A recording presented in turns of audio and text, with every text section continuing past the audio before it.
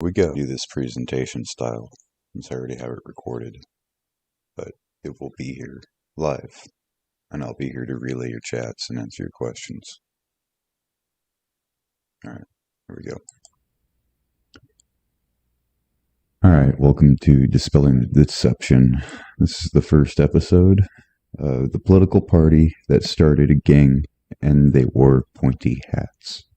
Yes, this is talking about the Ku Klux Klan, the KKK that is so hot in topic today. Seems every virtue signaler is out there rallying against white supremacy without even realizing the roots of it. If you want to get rid of a problem, you don't attack the branches or the fruit of the problem or the seeds of the problem. You get the problem at the root. You don't cut it off at the root. Just like a weed, it will grow back. So you have to pull the root out completely, not nip it in the bud. That only stops the seeds, but the problem still remains. So we got to get to the root. All right.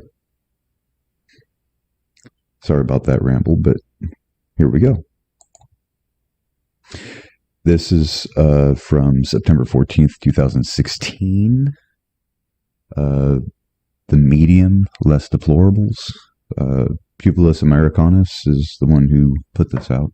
It says, Democrats are the party of the KKK.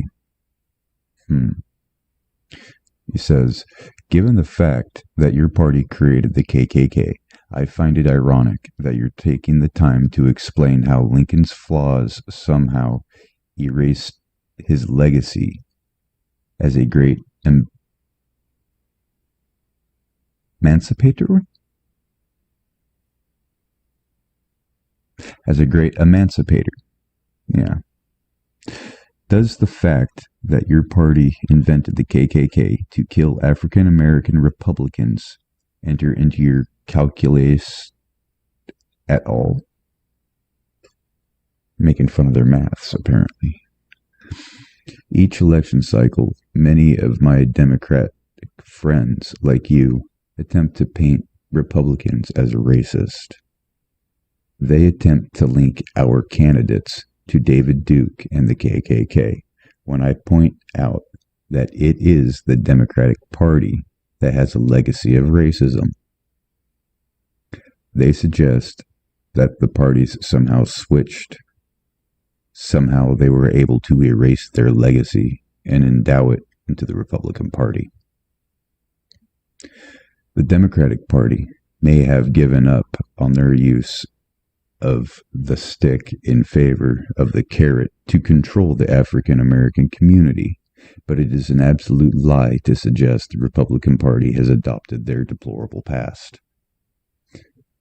The reality is the Republican Party's legacy is one of emancipation, voting rights, civil rights, and freedom for all Americans.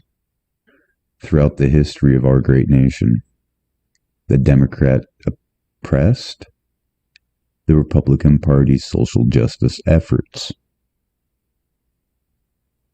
After the Civil War, the Republicans elected 23 African Americans, 13 of whom were ex-slaves, to Congress. It took the Democrats 60 more years to elect an African American to Congress. Deplorable. In the South, the Democrats held out until 2 years after I was born, 1973, to elect an African American. Here in Texas, the Republican Party was founded by African Americans in 1876, and African Americans across other states followed suit. Uh-oh. See, there's a problem when you guys have a narrative and you keep pushing it out there. I'm going to get to the bottom of it. So, let's just put it this way. If you're still supporting Hillary Clinton, the Obamas, Joe Biden, realize that they were all friends of Byrd. Who is Senator Byrd, you may ask? Oh, I may have something for that here in a little bit. Let's go on to the next one. It's called factmyth.com. This article was published in February 9th, 2017, and it was updated March 31st, 2020. I'm not going to go through these whole articles, just the main front page and top paragraph. It says, fact or myth, the Democrats were the party of the Ku Klux Klan and slavery. Fact. Researched by Thomas Fact or myth, DeMichelle, something like that. States right, solid South Democrats, not the same thing as modern social liberals. The parties changed and the KKK changed parties, according to this person. Oh, whoops. Didn't mean to do that. Let's do this. It's a little caveat that you can see right here. It says, even though a lot has changed, historically speaking, the Democratic Party was the party of the Ku Klux Klan and slavery. Goes on. The Democratic Party's dark roots of slavery and the KKK. How to comfort that while the Democrats, how to confirm that while the Democrats used to be the party of the solid South conservatives. That is no longer true today. I don't know about that. That last article was just saying you guys can't even do that, and then went to there's a USA Today post that they were stumbling, doing linguistic gymnastics to try to deny the Democrats' roots in slavery. Says the KKK and slavery both have their roots in Democratic Party. However, the Southern Bloc conservatives, the solid South, have increasingly favored the Republican Party over time. Thus, today, the faction who once supported the KKK and slavery now mostly supports the Republican Party. I call bullshit on that. Given this, the old Democrats were the party of the KKK and slavery talking point. While true, it's often used in misleading ways. Well, during the Trump and Hillary Clinton, what you would call it, race war, presidential race war that was going on, I believe $20,000 were donated to one of the presidential candidates' election campaign by the KKK. And he didn't give that money to Trump. That individual gave that money to the Hillary Clinton campaign. $20,000 donated by the KKK to the Clinton campaign. And then this guy has a whole bunch of citations, 6 citations. And it goes to postmodernism. So, this is why I'm not going through them all, but I'm giving you the evidence to lay it out in front of you so you can disseminate it. I will put in the description box the citations for these articles so you can look them up yourself.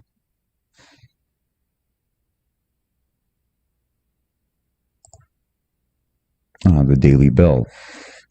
I haven't seen so many Democrats in a while, in white, since they started the KKK.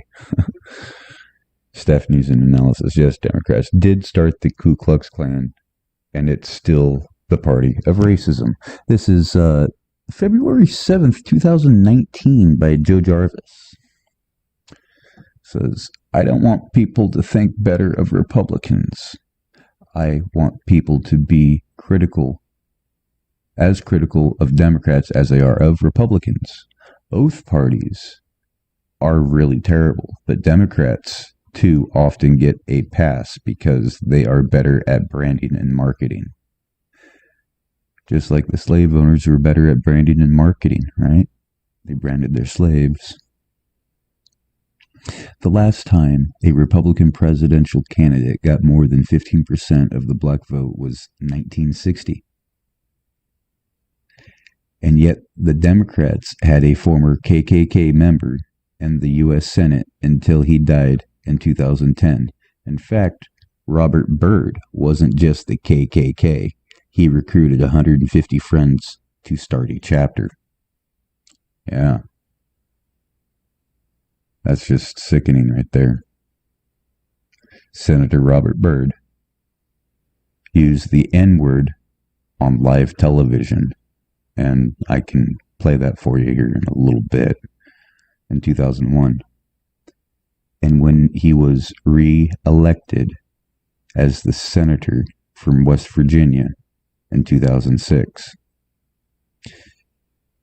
Compare that to the current Democrat governor from one state over Virginia, Ralph Northam, dressed in blackface when he was 25, or KKK robes, as we don't know which. As pictured in his graduate school yearbook. This guy is a clown. I agree. His defense was that he doesn't think it's either one or the two in the racist picture, because he distinctly remembers wearing blackface on a different occasion. So he denies that the picture evidence is him, because he did that on a separate occasion, admitting that he did use blackface. This is a Democrat, not a Republican. Oh, man. That time he says the only one applied, that time he says he only applied a little bit of shoe polish to dress up as Michael Jackson, because that stuff is hard to get off. So that doesn't make sense. Let's break it down like a Democrat would prosecuting a conservative. He says at that time, he says he only applied a little bit of shoe polish to dress up as Michael Jackson, because that stuff is hard to get off. How does he know that shoe polish is hard to get off your face? Must mean that there was another time where he did it in his graduation yearbook, where he put a lot of it on and he couldn't get it off. Parentheses, it says also his wife,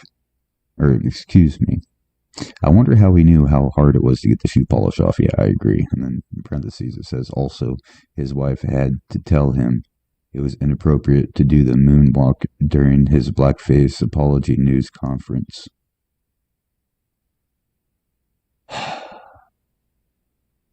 Some people.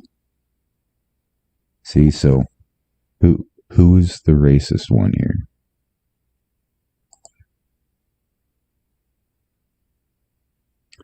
All right, here's the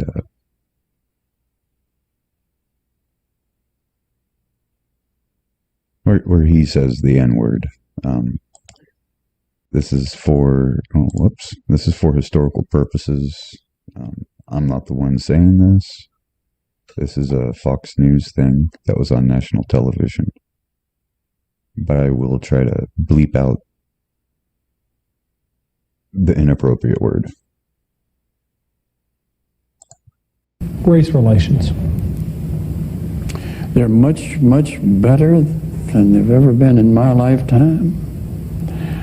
I think this is my personal opinion, I think we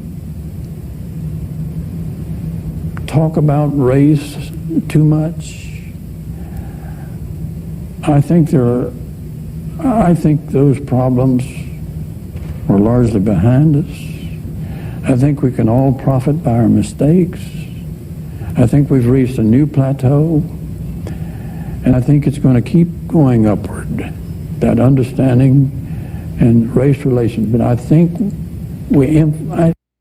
he sure does like that word race relations, and he think it's going up. Now this is Senator Robert Byrd, Mr. Ku Klux Klan himself, that recruited 150 of his friends to start a new Ku Klux Klan chapter. Shortly after this, he was re-elected as a senator. I bet you CNN was spinning that and not reporting it. This is an interview done by Fox News. Nothing changes, folks. Nothing changes. I just think we talk so much about it that we helped, I think, create somewhat of an illusion.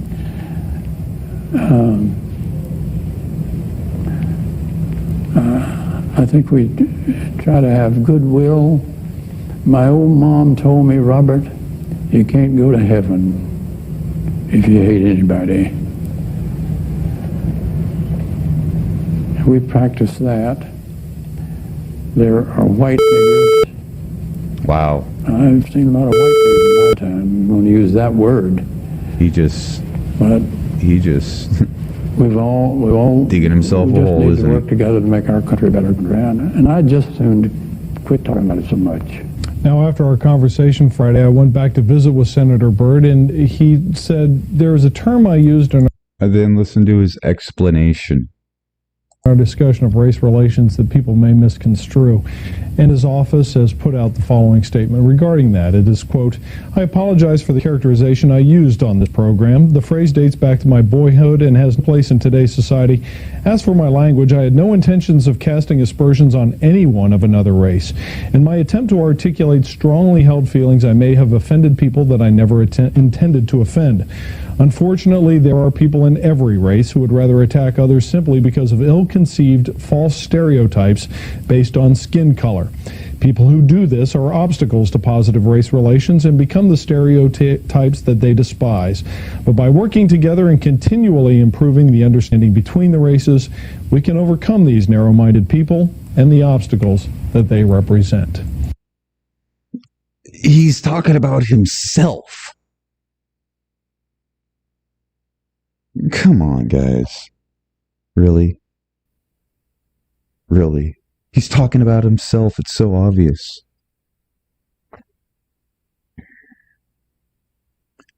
Anyways, there's this other thing here from PragerU University. This lady is very knowledgeable, so let's just listen to her speak.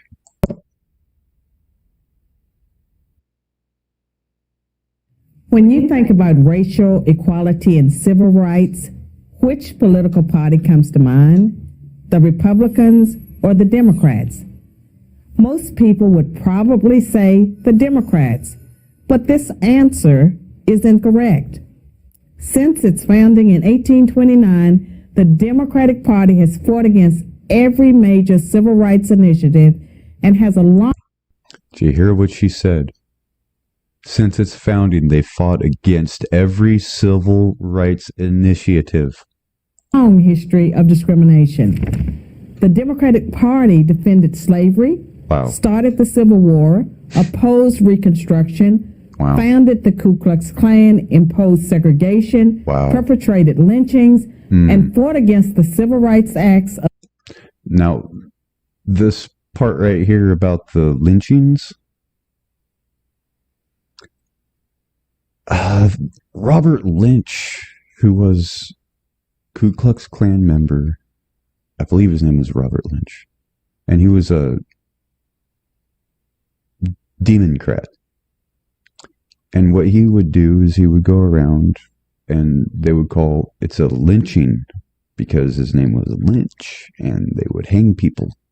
It's called democracy because they're Democrats. Democracy in action is a lynch mob. That's why we don't live in a democracy. We live in a republic.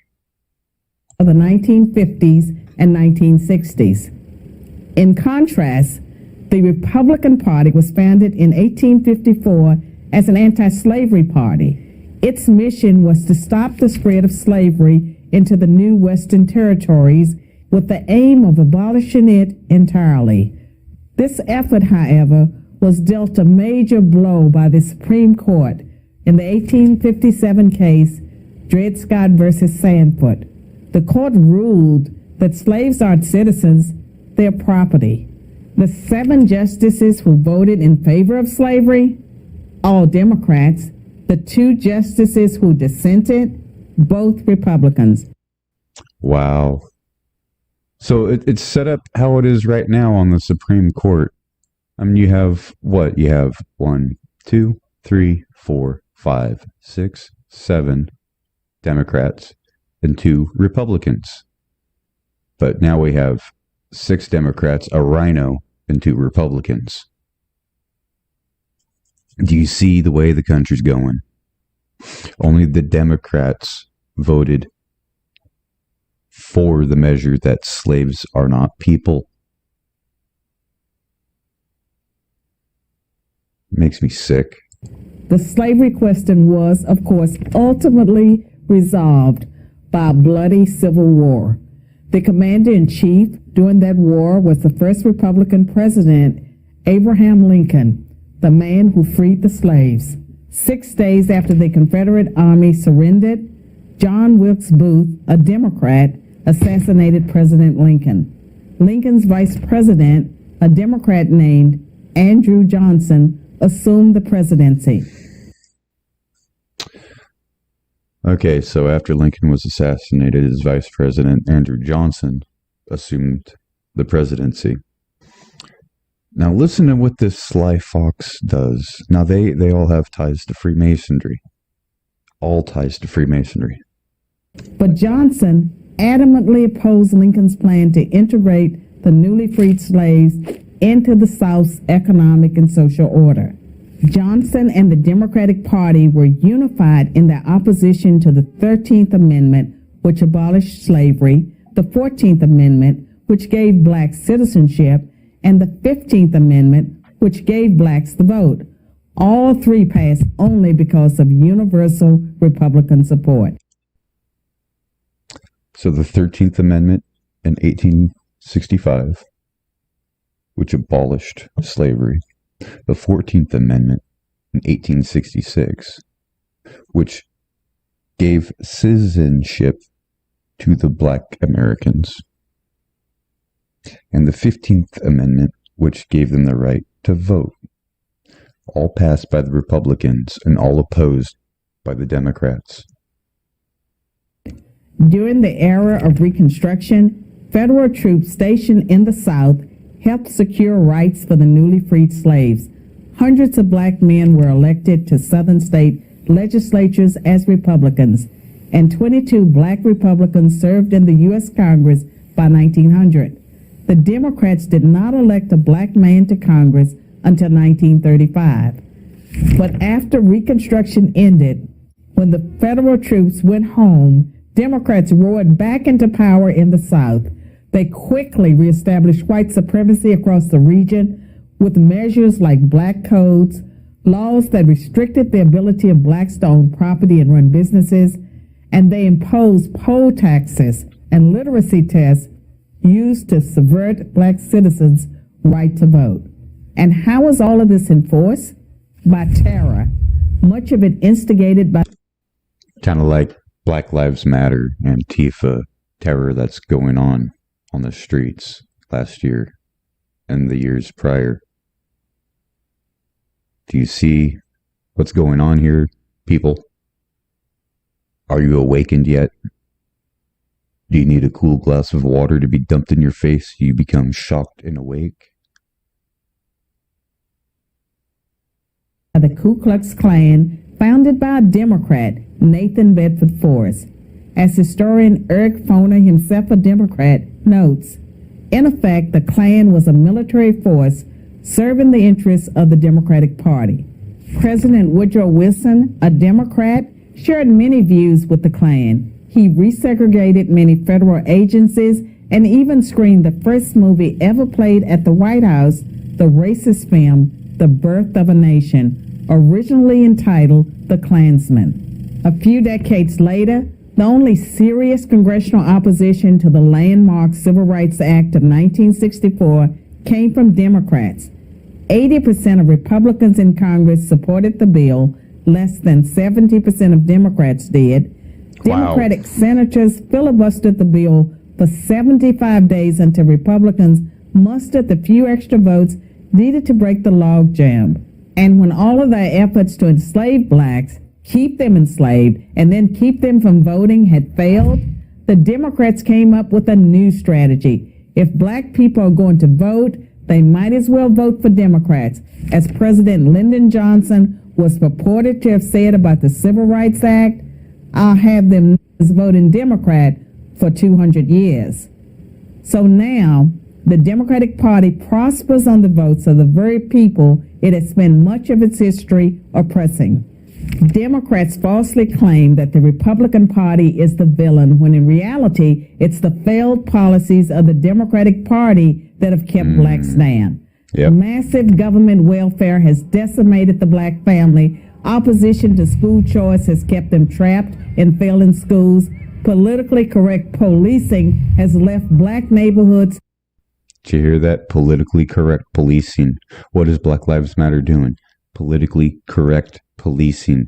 They want the police to be more politically correct. How politically correct has gone too damn far. Okay?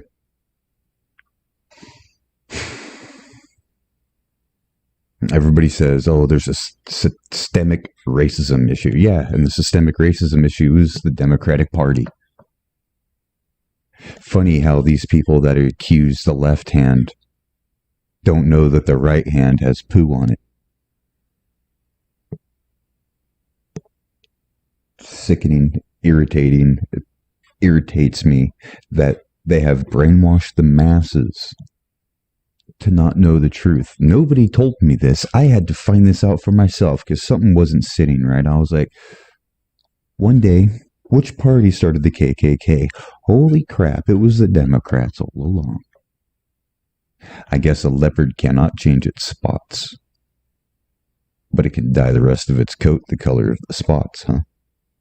Defenseless against violent crime. So when you think about racial equality and civil rights, which political party should come to mind? I'm Carol Swain, professor of political science and law at Vanderbilt University for Prager University.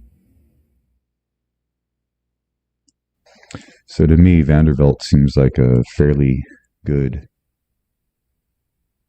college, if you think about it.